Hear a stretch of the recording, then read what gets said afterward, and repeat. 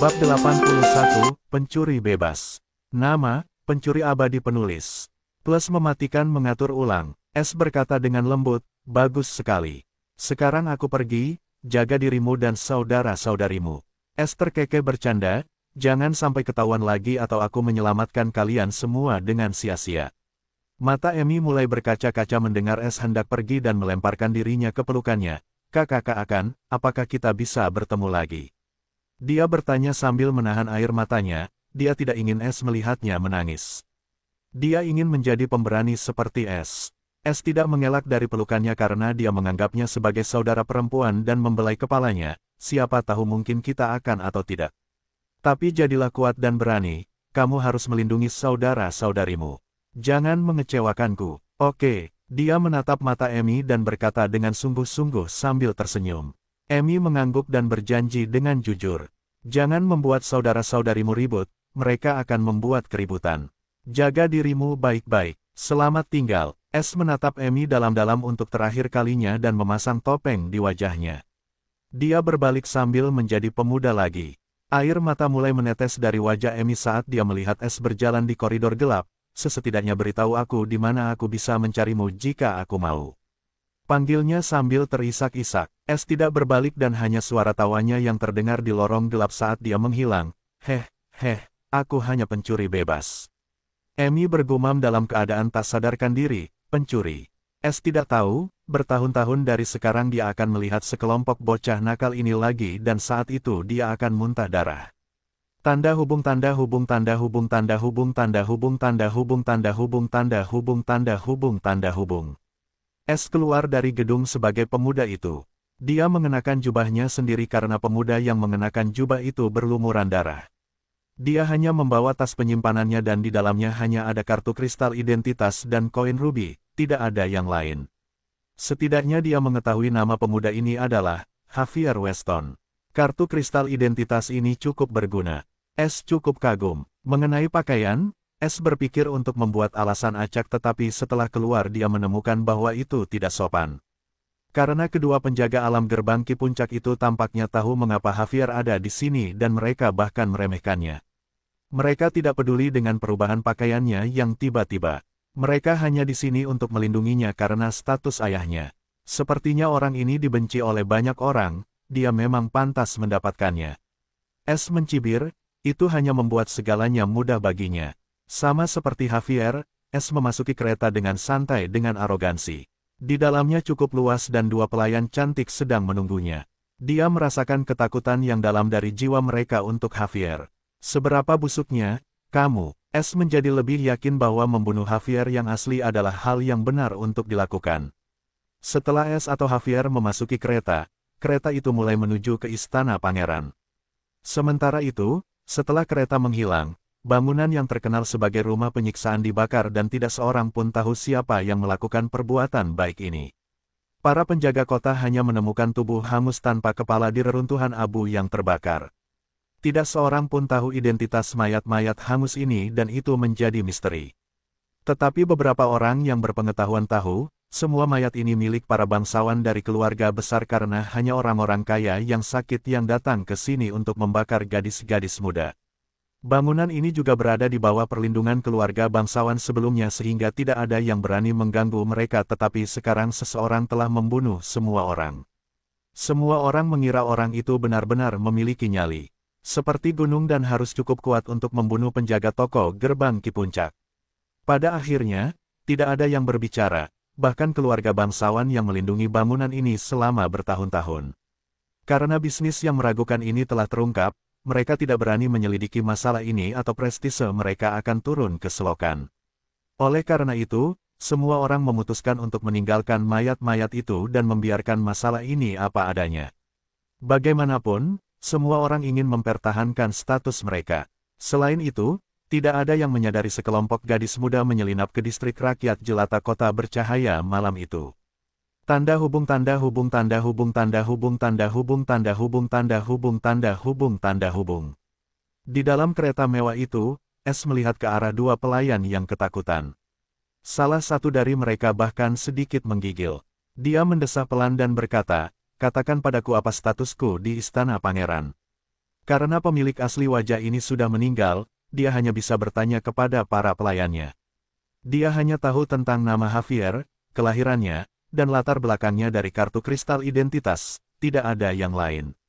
Kedua pelayan itu menjadi semakin takut karena si psikopat ini memiliki banyak fetis aneh dan selalu suka menyiksa orang lain termasuk mereka. Dia bahkan tidak memiliki sedikit pun rasa kasihan dalam dirinya dan memperlakukan semua orang seperti mainan yang bisa dia hancurkan kapan saja dia mau. Mereka mengira itu adalah fetis barunya dan salah satu dari mereka segera menjawab, "Tuan muda, Anda adalah putra kepala pelayan Istana Pangeran, Braxton Weston." Kepala pelayan, iya, sepertinya si kukuk ini tidak berstatus rendah.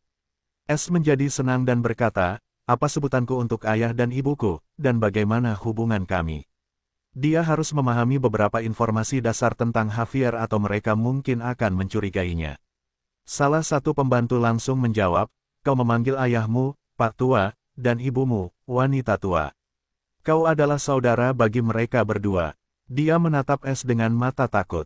Dia takut tidak memainkan permainannya dengan benar dan dipukuli setelahnya.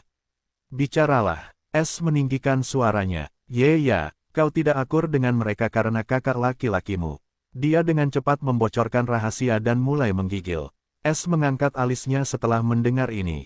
Psikopat ini bahkan tidak akur dengan keluarganya, tidak heran dia memiliki pola pikir seperti ini dan suka menyiksa orang lain. "Apakah aku memilih wajah yang salah?" S mengernyitkan alisnya setelah berpikir, si idiot ini memiliki terlalu banyak keraguan. Jika dia tidak memainkan perannya dengan baik, seseorang mungkin akan bersikap licik padanya dan harus melarikan diri sebelum dia dapat menemukan perbendaharaan istana. Dia telah menjadi Javier karena dia ingin merampok istana pangeran, bukan untuk membersihkan kekacauan sampah ini.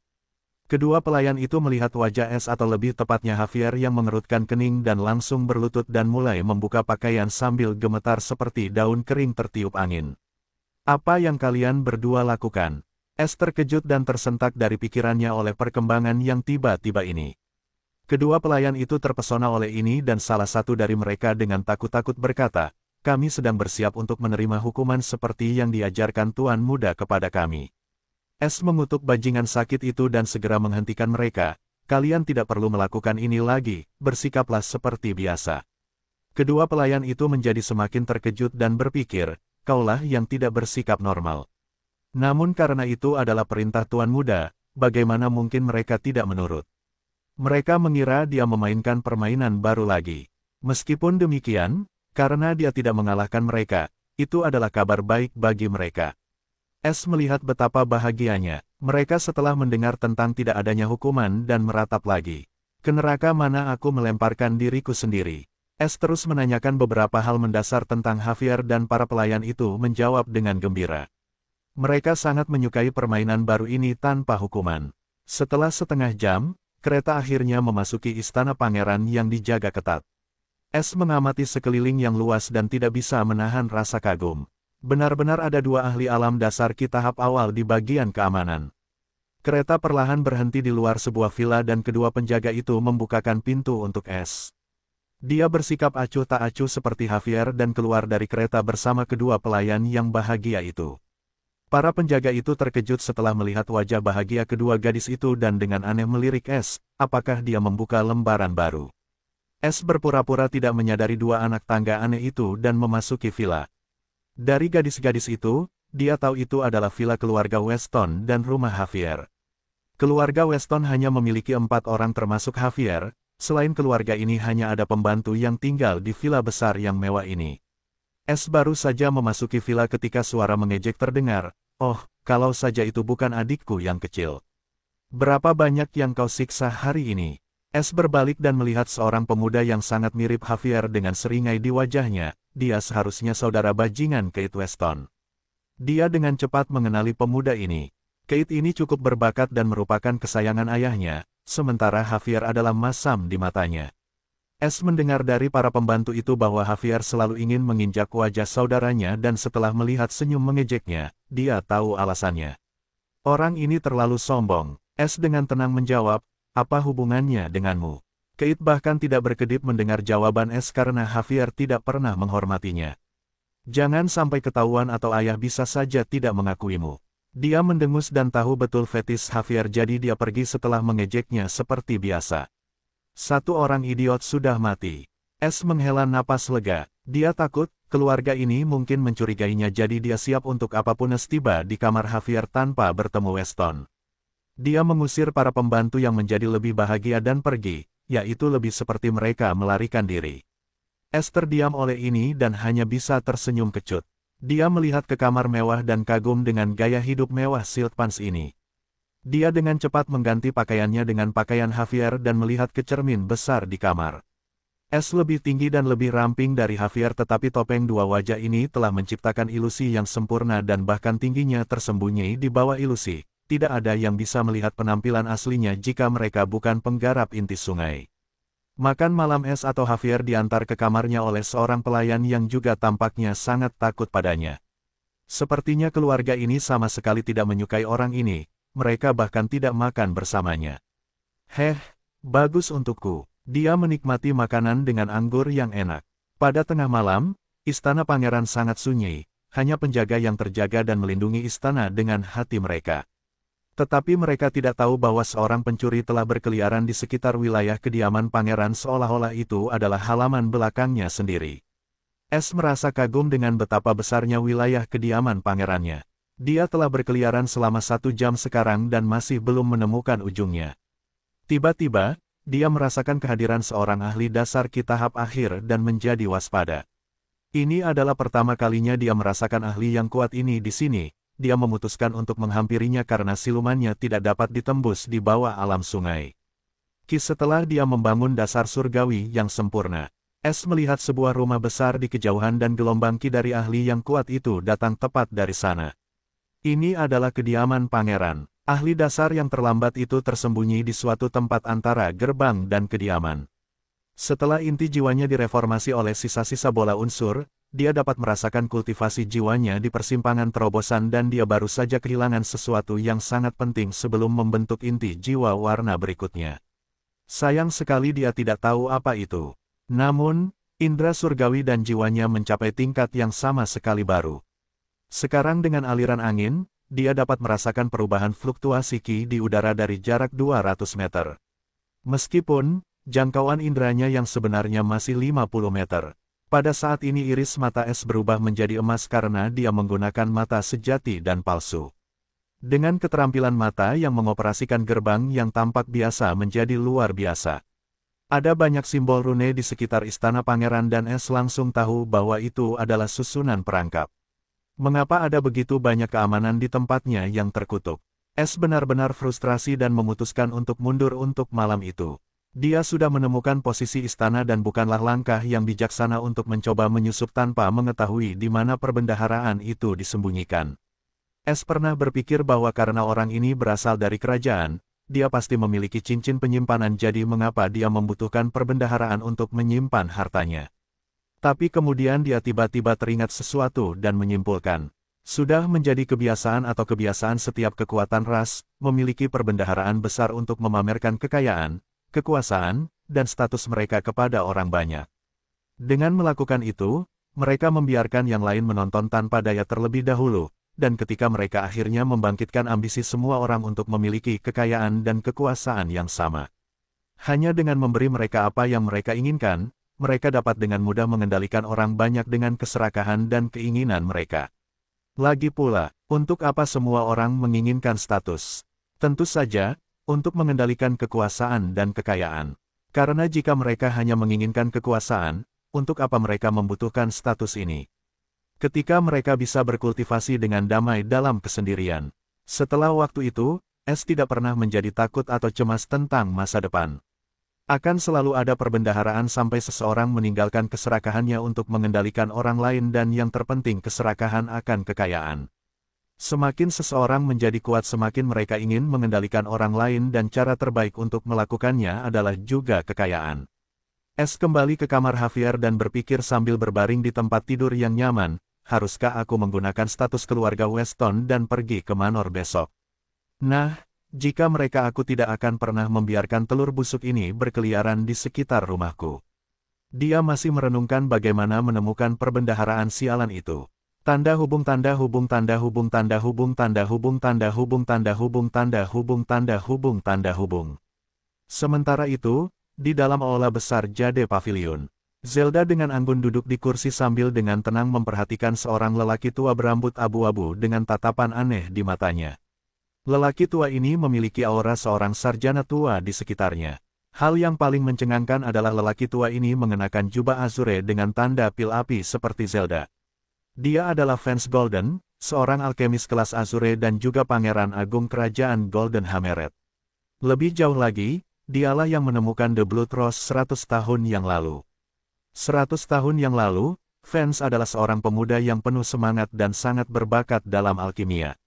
Dia menjadi alkemis biru pada usia 24 tahun dan dipuji sebagai alkemis paling berbakat di tanah kerajaan. Namun, kemegahan itu tidak bertahan lama karena bahkan setelah 10 tahun dia tidak bisa masuk ke jajaran alkemis kelas azure. Karena itu, dia memutuskan untuk menjelajahi tanah untuk menemukan kesempatannya untuk terobosan. Setelah bepergian selama bertahun-tahun, dia akhirnya menemukan rune lama dari klan iblis dan mendapatkan beberapa manfaat darinya, dan berhasil menerobos ke alam sungai Ki serta ke kelas azure. Selain itu, dalam rune itu, dia menemukan catatan tentang mawar darah dan bahkan menemukan ramuan legendaris. Dia sangat gembira saat itu, dia bahkan tertawa dalam tidurnya. Namun masih ada waktu bagi tanaman obat itu untuk tumbuh, jadi dia memutuskan untuk memberitahu saudaranya tentang hal itu karena hubungan mereka cukup baik. Setelah itu, mereka dengan mudah mengendalikan seluruh kota pegunungan merah dan rahasia di dalamnya. Selain itu, jika dia dipromosikan, keluarganya juga akan menuai keuntungan, jadi hampir tidak ada kemungkinan saudaranya akan menusuknya dari belakang karena dia bukan seorang alkemis.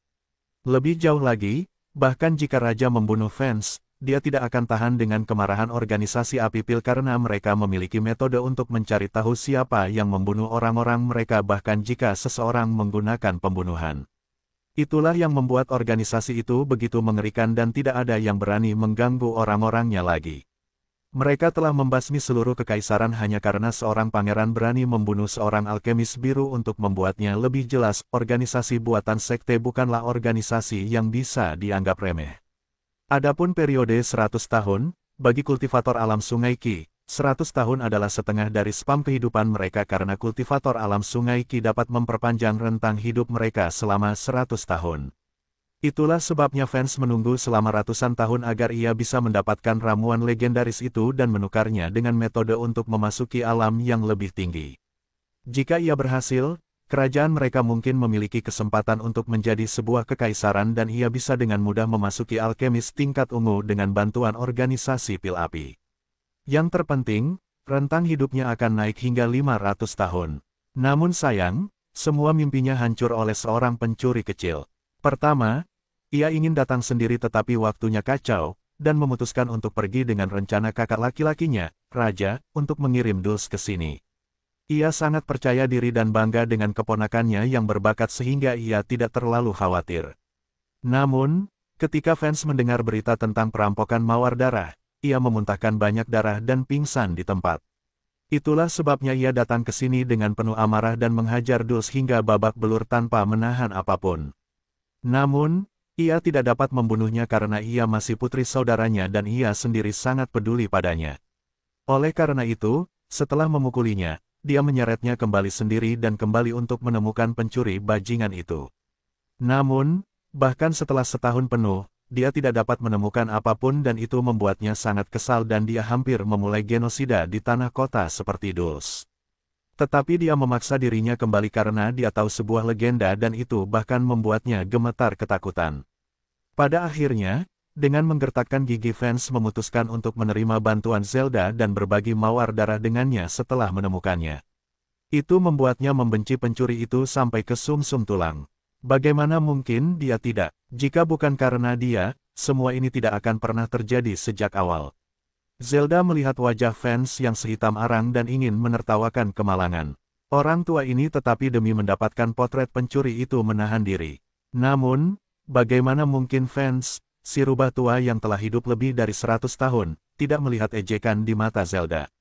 Hal ini membuatnya semakin kesal dan wajahnya berubah muram. Masih basah di telinganya. Jika bukan karena pencuri bajingan itu, aku tidak akan pernah berbicara dengan gadis ini.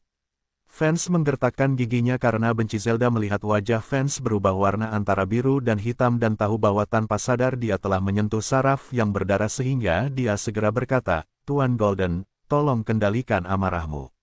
Kamu harus berpikiran jernih jika ingin menemukan pencuri jahat itu. Dia tidak takut menyinggung perasaannya tetapi Vance sangat membantunya karena Bibi Layla tidak dapat menunjukkan wajahnya di depan umum. Selain itu, jika kekuatan lain mengetahui bahwa dia berada di tempat di mana bahkan burung tidak buang air, mereka akan segera mengirim penyelidik mereka. Vance menarik napas dalam-dalam dan akhirnya menahan amarahnya yang meluap. Dia tahu Vance benar jika dia kehilangan ketenangannya, bagaimana dia bisa menemukan pencuri tercela itu. Memang salah orang tua ini karena memperlihatkan pemandangan yang menjijikkan kepada Nona Green Flame. Maafkan aku, Vance memang marah tetapi bahkan dia tidak berani memarahi Green Flame ini. Alasannya sangat sederhana, dia muncul entah dari mana 5 tahun yang lalu dan menjadi salah satu alkemis Azure termuda dari organisasi Pale Flame. Tidak ada yang tahu nama aslinya, latar belakangnya, atau pernah melihat wajah aslinya sebelumnya dan hanya memanggilnya Green Flame. Meskipun dia masih muda, latar belakangnya benar-benar menakutkan karena siapapun, alkemis atau perwira tingkat tinggi lainnya, yang mencoba memprovokasinya, hampir semua orang menghilang tanpa jejak. Bagian yang paling menakutkan adalah, bahkan organisasi Pale Flame tidak menyelidiki fenomena aneh ini. Itulah sebabnya setiap alkemis organisasi sekarang takut pada bintang gelap ini dan menjauh sejauh mungkin darinya. Vance juga salah satu dari mereka yang tidak ingin bergaul dengan wanita ini tetapi dia sudah putus asa dan akhirnya menyerah pada nasibnya. Kamu tidak perlu membungkuk seperti ini padaku. Aku tahu apa yang telah kamu alami. Zelda tidak tinggal diam dan langsung bertanya, Tuan Golden, aku bertanya-tanya mengapa kamu tidak dapat menemukan pencuri itu sampai sekarang. Mungkinkah dia bukan dari tanah tingkat rendah? Vance mendesah tak berdaya, aku juga tidak tahu, tapi dari sumber kami, sudah dipastikan. Pencuri itu awalnya dari kota Bintang 2 yang dihancurkan keponakanku yang bodoh setelah mengetahui tentangnya. Sumbernya ini tentu saja sisa-sisa kota Riverflower, ayah dan anak Kelby, termasuk Ryland Grant.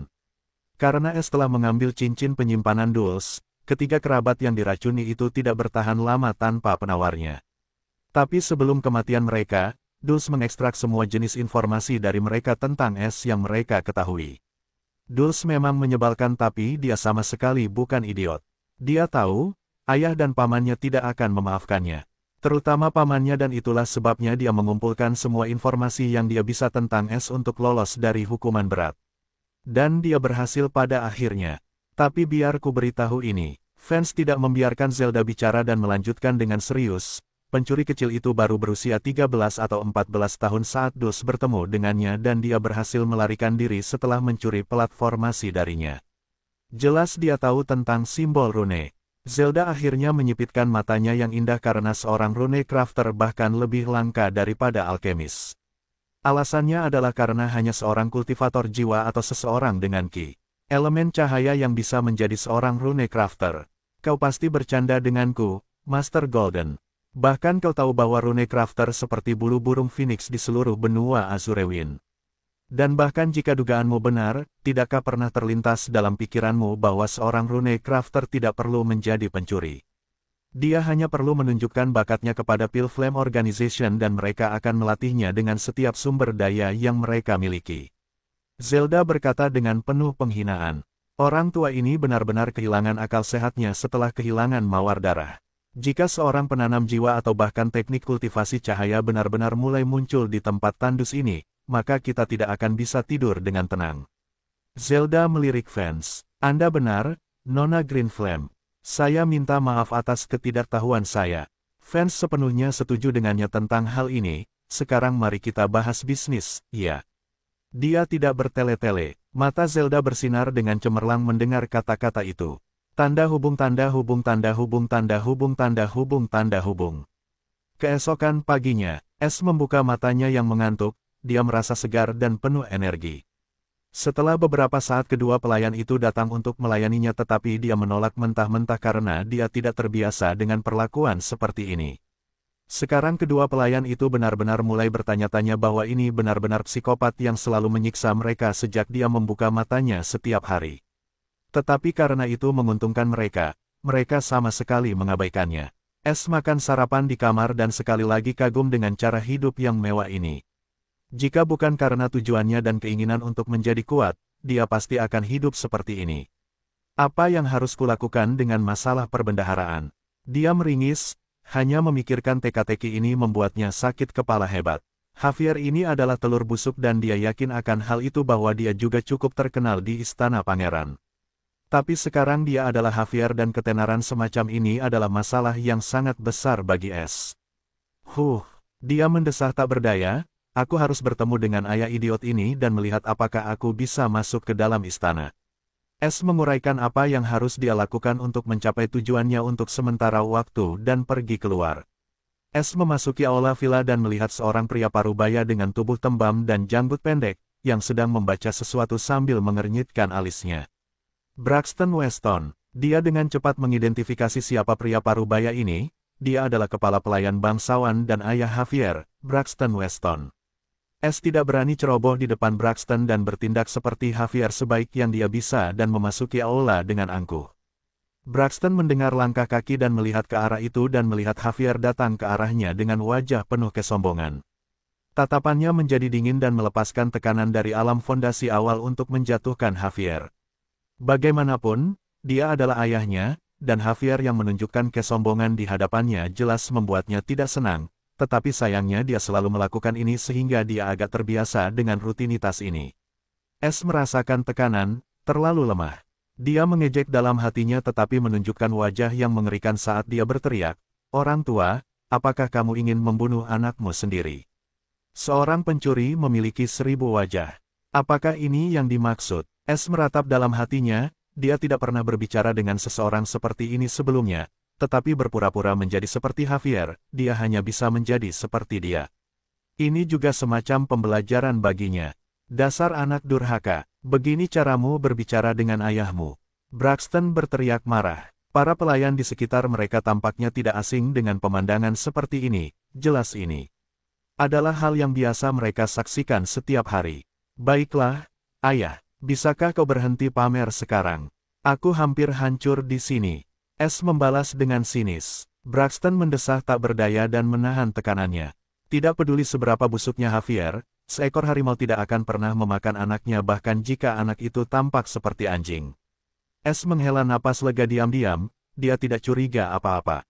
Braxton berkata dengan dingin sebelum Es bisa, lebih baik kau tidak masuk ke gedung teduh itu lagi karena akan berubah menjadi abu dan aku tidak ingin ada yang tahu bahwa kau adalah salah satu pelanggan tetap mereka. Bagaimana mungkin Braxton tidak tahu apa yang dilakukan putranya sendiri selama bertahun-tahun, tetapi apa yang bisa dia lakukan? Karakter Javier sudah busuk sampai ke akar-akarnya, dia melakukan semua ini di luar istana pangeran sudah merupakan berkah, jadi dia membiarkannya. Tetapi sekarang setelah semuanya terungkap, bagaimana mungkin dia membiarkan bajingannya menodai reputasinya? Es tahu apa yang dimaksud Braxton dengan ini dan dalam hati senang karenanya. Sepertinya mereka lolos tanpa hambatan apapun. Tetapi bagaimana dia bisa menunjukkan kepuasannya di depan Braxton? Wajah sombong Javier langsung berubah jelek, dan berkata, "Aku tidak tahu apa yang kamu bicarakan." Dia keluar dari villa dengan marah seperti bagaimana Javier yang asli akan bereaksi setelah mendengar berita ini. Braxton menggerutu, setidaknya dia tahu cara membaca suasana hati. Dia mulai membaca lagi. Seseorang dicuri dari 10 kerajaan teratas. Nyali orang ini setinggi surga, tapi ganjaran ini sungguh terlalu mewah bahkan aku yang sudah tua ini pun marah karenanya. Dia bergumam lirih. Di tangan Braxton ada potret seorang pemuda berusia antara 12 dan 13 tahun dan dia sangat tampan dan di bawahnya ada slogan. Plus plus plus plus plus plus plus plus plus plus plus plus. Pencuri ini telah mencuri sesuatu yang sangat penting dari kerajaan Golden Hammerhead. Siapapun yang dapat menemukannya atau memberikan informasi akurat tentang pencuri ini akan diberi hadiah, 100 juta koin rubi dan skill kelas prajurit. Plus plus plus plus plus plus plus plus plus plus plus plus plus. Poster pencarian ini baru saja dirilis pagi ini dan sekarang wajah pencuri ini mungkin terlihat oleh setiap orang di wilayah barat.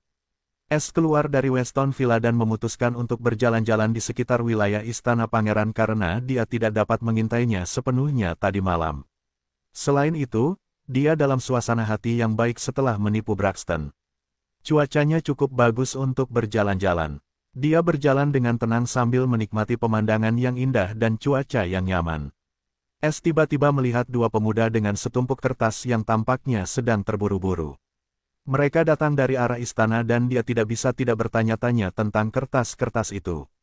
Beberapa saat yang lalu dia juga melihat kertas berukuran sama di tangan Braxton. Apa sebenarnya isi kertas ini? Ketertarikannya terusik. Kalian berdua, saudara-saudara, harap tunggu. Es berteriak pada kedua pemuda itu. Pemuda-pemuda itu sedang terburu-buru karena misi mereka adalah untuk memasang poster-poster pencarian ini di seluruh kota. Tetapi ketika mereka melihat Javier berjalan ke arah mereka, keringat dingin keluar dan raut wajah mereka berubah mengerikan. Mereka jelas tahu, ketenaran, tuan muda ini dan takut menyinggung perasaannya sehingga mereka berhenti dan berdoa agar dia bisa membiarkan mereka pergi tanpa tuntutan yang tidak menyenangkan. Es melihat kedua wajah pucat itu dan mendesah dalam hati. Dia sudah agak terbiasa sekarang dan bertanya, apa kertas-kertas ini? Karena kertas-kertas itu terbalik, dia tidak dapat melihat apa yang ada di dalamnya. Keduanya tidak menunda dan dengan cepat memberikan poster pencarian kepada Es dan berkata kepada salah satu dari mereka sebelum melarikan diri, Tuan Muda, ini poster pencarian pencuri dan perintah datang langsung dari Pangeran Agung untuk menempelkannya di seluruh kota. Jadi, kami harus pergi, mohon maaf atas kekasaran kami, selamat tinggal. Es tidak menghentikan mereka dan membalik poster pencarian dengan rasa ingin tahu untuk melihat siapa pencuri ini yang bahkan Pangeran Agung memperhatikan dan bahkan menempelkan poster-poster ini. Bagaimanapun, dia juga seorang pencuri, dan bertemu dengan yang lain membuat Es sedikit bersemangat. Tetapi ketika Es melihat gambar di poster pencarian, semua warna di wajahnya memudar karena itu adalah dia 3 tahun yang lalu. Meskipun, dia sekarang sudah dewasa dan berubah dari bertahun-tahun yang lalu, namun, itu tidak diragukan lagi.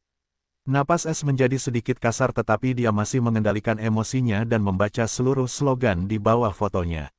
Sejak dia membangun fondasi kegelapan, Es lebih bisa mengendalikan perasaannya dan bersikap tenang dan kolektif. Namun, raut wajahnya berubah jelek setelah membaca hadiahnya. Dia bergumam serius, itu salah si jalang itu. Tapi kenapa Pangeran Agung ini melibatkan dirinya dalam hal ini? Es dengan mudah melacaknya kembali ke Dulce karena dialah satu-satunya yang melihat wajahnya malam itu dan nama kerajaannya ada di sana yang mengonfirmasi tebakannya. Aku seharusnya membunuhnya saat itu juga dengan segala cara. Namun sayang, dia tidak cukup kuat untuk melakukan hal itu dan waktunya juga tidak menguntungkannya pada hari itu. Es menarik napas dalam-dalam untuk menenangkan sarafnya dan mengejar kedua pemuda itu. Dia harus mencari tahu berapa banyak orang yang tahu tentang ini dan peran Pangeran Agung dalam semua ini. Hei, kalian berdua berhenti di situ. Es tidak dalam suasana hati yang baik lagi dan sekarang dia agak menggunakan nada kasar seperti Javier. Keduanya sedikit gemetar saat mereka dengan cepat menghentikan langkah mereka, kita mati. Javier, kau orang mesum sakit, siapa kau pikir kau? Menghentikan seseorang dari melakukan misi penting, apakah kau memberontak terhadap istana pangeran? Raungan marah terdengar saat ini. Suara ini, Es tersentak berhenti oleh suara ini dan dengan cepat berbalik untuk melihat pemiliknya dan ketika dia menemukan siapa itu, ketidakpercayaan memenuhi matanya dan hampir merasa dunia ini mengejeknya. Mengapa kau di sini? Es berteriak tiba-tiba. Di sana berdiri seorang pemuda yang tampak normal dengan mata dan rambut hitam. Ada tahi lalat seukuran kuku di ujung hidungnya. Bagaimana mungkin Es bisa melupakan orang ini? Dia adalah Bill yang baru saja ditemuinya dan makan malam bersama 2 hari yang lalu. Bill bingung dengan pertanyaan bodoh Javier ini dan mendengus, apa maksudmu aku di sini? Pangeran ini tinggal di sini. Ini rumahku. Kalian berdua jangan dengarkan bajingan sakit ini lagi. Es bingung dengan ini dan tiba-tiba mengerti semuanya dari komentar Bill, orang ini adalah pangeran muda. Itu berita yang lebih besar daripada dia dicari. Karena Es tahu Pangeran Agung tinggal di sini dengan pangeran muda yang seharusnya menjadi penggantinya, tetapi dia tidak menyangka bahwa pria yang ceria ini adalah pangeran dari kerajaan seperti Luminus. Es dengan cepat mengendalikan dirinya dan kembali menjadi seperti Javier, tetapi masih ada keterkejutan yang jelas di matanya. Kedua pemuda itu telah lama melarikan diri setelah menerima konfirmasi dari pangeran muda dan bahkan pria sakit ini tidak dapat melakukan apapun kepada mereka sekarang. Kau seorang pangeran, S tidak dapat menahan diri untuk tidak bertanya lagi untuk konfirmasi. Bill mengerutkan kening, apakah kepalamu ditendang oleh seekor keledai? Kau bahkan tidak mengenali pangeran ini dan bahkan tidak menyapaku. Oh, maafkan aku pangeran. S masih belum bisa berpikir jernih setelah menerima begitu banyak kejutan dan akhirnya terpeleset. Mata Bill membelalak, "Yo, kau benar-benar minta maaf." S langsung tahu kesalahannya dan mengutuk kebodohannya. Dia dengan cepat membuat wajah sombong dan berkata dengan sinis, "Apakah kau benar-benar percaya bahwa aku akan mengatakan itu kepada bocah pendek sepertimu?" Dia menghina Bill dengan apapun yang terlintas di benaknya pertama kali dan merasa sedikit menyesal tentang hal itu. Bill mulai gemetar setelah mendengar, "Sorti berat, ini adalah tabu terbesarnya dan tidak ada yang berani memarahinya seperti ini dan semua keraguan tentang Javier lenyap dan berubah menjadi keganasan." Dia bahkan lupa tentang apa yang akan dia lakukan. "Javier, katakan lagi jika kau berani." S tahu dia telah menyinggung orang ini dan merasa lebih menyesal tentang hal itu tetapi dia tidak dapat mengekspos dirinya sendiri. "Apa yang akan kau lakukan untuk membunuhku?" Putra kepala pelayan. Sekarang dia hanya dapat menggunakan status Braxton untuk membuat Bill mundur. Seperti yang dia duga, Bill langsung sedikit tenang mendengar tentang kepala pelayan. Meskipun dia seorang pangeran, statusnya tidak setara dengan seorang pangeran dan dia bahkan tidak dapat menghukum putra seorang kepala pelayan secara terbuka. "Baiklah, kau menang." Bill telah belajar kapan harus mundur dan tahu dia tidak dapat membalas dendam dengan Javier di dalam istana pangeran. S tidak ingin berbicara dengan Bill seperti ini karena dia tidak ingin berselisih dengannya dan ingin pergi ke suatu tempat di mana dia dapat memperoleh informasi lebih lanjut tentang poster yang dicari ini. Tetapi tiba-tiba S memiliki pikiran aneh ketika dia melihat wajah kaku Bill dan merasakan suasana hati Bill yang muram. "Maafkan aku." Dia harus memastikan sesuatu. S bertanya dengan angkuh sambil melambaikan posternya sendiri ke Bill, "Apakah kau tahu dari mana poster ini berasal?" "Hadiahnya cukup sesuai dengan keinginanku." Dia menjilat bibirnya dengan penuh semangat untuk menunjukkan bahwa dia sangat tertarik pada hadiahnya, bukan orangnya. Ketika Bill melihat poster itu, S merasakan jiwa Bill menjadi kacau dan kecemasan memenuhi wajahnya. S cukup tercengang karenanya. "Aku tidak tahu apa-apa tentang pencuri kecil." Bill jelas sedikit panik pada awalnya tetapi tetap berkata, "Dan kau menginginkan hadiahnya. Jangan mati dulu, enyahlah. Pangeran ini punya urusan lain." Bill tidak menunggu jawaban Javier, dia tidak dalam suasana hati yang baik sejak dia melihat poster buronan ini. Karena dia tahu siapa pemuda itu sejak dia melihat potret itu, terutama mata biru gelapnya yang seperti langit. Ini adalah teman barunya yang kaya yang baru saja dia kenal 2 hari lalu, Asher. Bill sangat terkejut dengan ini dan mengira ini adalah orang lain tetapi ketika dia melihat dengan saksama ini benar-benar teman barunya yang misterius. Dia pikir ini semacam lelucon tentang takdir yang dimainkan padanya dan hampir terkena stroke. Dia tidak banyak berbicara dengan S sebelumnya tetapi jelas tahu bahwa dia juga bukan orang jahat.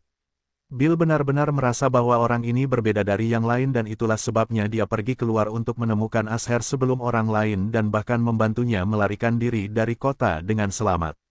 Bagaimanapun, dia memanggilnya teman dan Bill menanggapi ini dengan cukup serius tetapi kebetulan dia bertemu Javier di jalannya. S tidak menghentikan Bill lagi dan membiarkannya pergi. Dia ingin memastikan hal ini. Karena dia tahu jika ada orang yang bisa mengenalinya pastilah Bill. Karena Bill adalah satu-satunya yang berinteraksi dengannya paling lama dan tahu S ada di kota bercahaya saat ini. Dia ingin melihat apakah orang ini akan membuka mulutnya dan menjual temannya untuk mendapatkan kekayaan. Namun S jelas merasakan Bill cemas setelah melihat poster buronannya. Hal ini membuat S merasakan kehangatan di hatinya dan kesannya terhadap Bill menjadi lebih baik. Namun sekarang bukan saatnya untuk memikirkannya, ia harus mencari tahu seberapa serius situasi ini dan bersembunyi untuk sementara waktu. Beruntung juga ia sudah mengubah wajahnya atau seseorang mungkin benar-benar mengenalinya. Sementara itu di aula wisuda Jade Pavilion, 5 orang duduk mengelilingi meja giok. Mereka adalah Zelda, Vance, Dion, Wes, dan tentu saja Colton. "Bagaimana pembagian poster buronan?" Vance bertanya dengan gelisah. Dion menjawab dengan tenang, Jangan khawatir Tuan Golden, saat ini setiap kota di wilayah barat memiliki poster pencuri kecil itu. Sedangkan untuk wilayah timur, butuh waktu. Zelda menimpali pada saat ini, wilayah timur telah menerima poster buronan. Karena itu, kalian fokus saja pada wilayah barat. Semua orang menarik napas dalam-dalam dan menatapnya dengan terkejut. Latar belakang wanita ini benar-benar menakutkan. Kita harus tahu bahwa akan memakan waktu hampir 3 bulan untuk melakukan perjalanan antara wilayah barat dan timur dengan kecepatan tinggi kereta yang ditarik oleh binatang iblis. Namun, entah bagaimana dia melakukannya dalam 1 malam, bagaimana mungkin mereka tidak waspada terhadapnya. Yang paling tercengang dari mereka semua adalah Wes dan Colten. Ini adalah pertama kalinya mereka duduk di antara semua tokoh terhormat ini. Fans berbicara dengan tegas saat ini, saya menghargai bantuan semua orang, terutama Pangeran Agung. Namun, saya rasa kita meremehkan pencuri itu bahkan sekarang. Apakah menurutmu dia tidak bisa mengubah penampilannya? Saya tahu apa yang dipikirkan Tuan Golden, tetapi dia tidak bisa lepas dari genggaman kita dengan saya di sini, saya jamin. Zelda menjamin dengan penuh percaya diri. Sebenarnya, Zelda belum mengatakan seluruh kebenaran. Kekuatan di belakangnya telah menutupi seluruh tanah kota dan saat pencuri itu muncul, dia akan jatuh ke dalam perangkap yang tak terhindarkan. Bahkan jika dia mengubah penampilannya, mereka memiliki harta karun yang dapat melihat melalui penyamaran apapun di bawah alam Sungai Qi. Di mata mereka, pencuri itu hanyalah seorang kultivator gerbang Qi, dan bahkan jika dia menyamar, itu tidak akan setingkat Sungai Qi karena hampir mustahil untuk menyamarkan harta karun semacam ini muncul di sini dari semua tempat. Oleh karena itu, Zelda sama sekali tidak khawatir. Setiap kota saat ini sedang dijelajahi dengan harta karun itu dan kekuatan itu yakin akan menemukan pencuri itu dalam 10 hari. Dan ketika itu terjadi sebelum ada yang menyadarinya, pencuri itu pasti sudah menghilang bersama Zelda.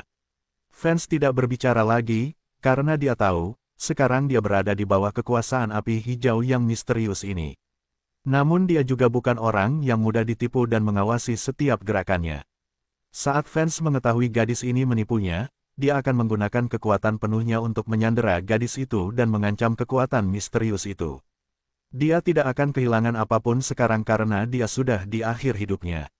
Jika dia tidak bisa hidup lagi, apa gunanya bersikap sangat berhati-hati.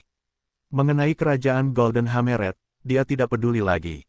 Hidup lebih penting baginya daripada apapun meskipun ia harus mengorbankan semua yang pernah ia sayangi. Ini juga bagaimana kebanyakan manusia bereaksi ketika mereka melihat kematian menunggu, bahkan mereka yang berdarah panas akan goyah menghadapi kematian mutlak. Tanda hubung tanda hubung tanda hubung tanda hubung tanda hubung tanda hubung tanda hubung. Di malam hari Es akhirnya kembali ke kamar Javier dengan suram. Es telah menyelidiki apa yang bisa dia lakukan sepanjang hari, dan mengetahui bahwa poster pencariannya telah tersebar di seluruh tanah barat. Semua orang membicarakannya dan ingin memburunya karena keterampilan kelas prajurit yang memikat tidak dapat dikendalikan. Karena keterampilan kelas prajurit hampir mustahil ditemukan di tanah kota dan siapapun yang memilikinya akan berubah menjadi sejarah.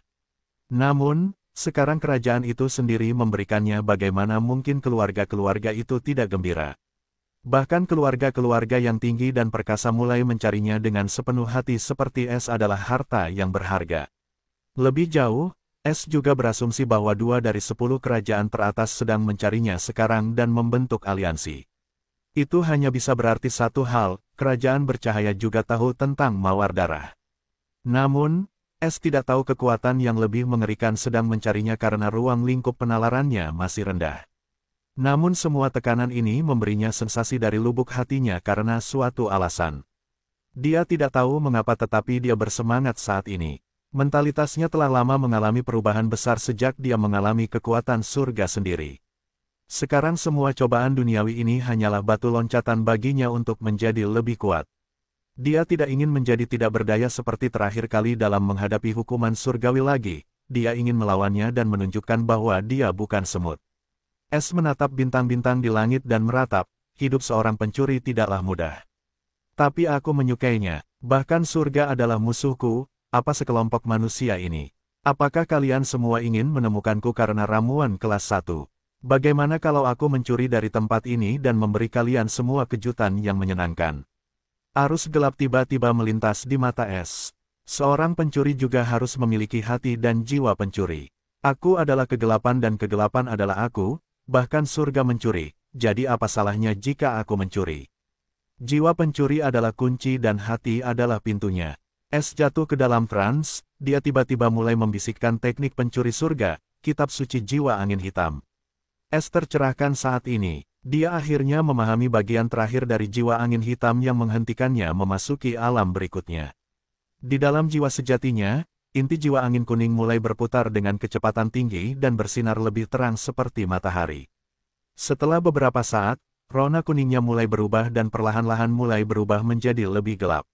Ini adalah tanda munculnya inti jiwa baru. Es merasakan gelombang besar ki jiwa di dalam jiwa sejatinya dan ki itu membentuk pusaran tepat di atas inti jiwa yang telah memulai transformasinya. Pusaran itu menyedot sejumlah besar ki jiwa surgawi dan menuangkannya ke dalam inti jiwa.